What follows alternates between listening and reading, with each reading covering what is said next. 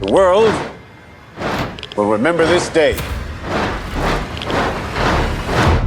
The Trinity test and the revelation of the first atomic explosion to the world was one of the most important moments in the 20th century. It was a massive, miraculous project that many thousands of people were involved with. It touched government, it touched science, it had huge ramifications for all sorts of ordinary people.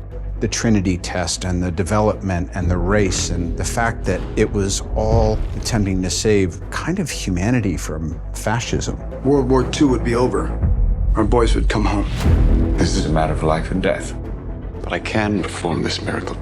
What was really interesting was going back and trying to understand what these guys were thinking and the terrible decisions that were placed in front of them. I don't know if we can be trusted with such a weapon, but I know the Nazis can't. We live in the world that we live in because of what happened at Los Alamos. Why would we go to the middle of nowhere for who knows how long? How about because this is the most important thing to ever happen in the history of the world? All through humanity, we've been blinded by ambition and pursuit, and then the ramifications is something else. It's happening, isn't it? I think that's why it's so bizarre and amazing that Chris is making this movie now. We're seeing parallels. It's a profoundly overwhelming experience watching it. It's not a history lesson. It's not telling people this is what you must learn from this, but I think it's very clear it can reflect back on what's happening in the world today.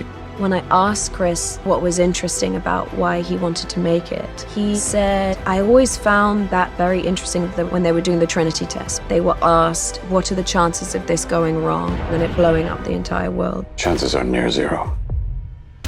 Near zero. What do you want from theory alone? Zero would be nice. Detonator charged. What is that decision to just still go ahead and do it? It's an extraordinary moment in human history. And I wanted to take the audience into that room and be there when that button is pushed and really fully bring the audience to this moment in time.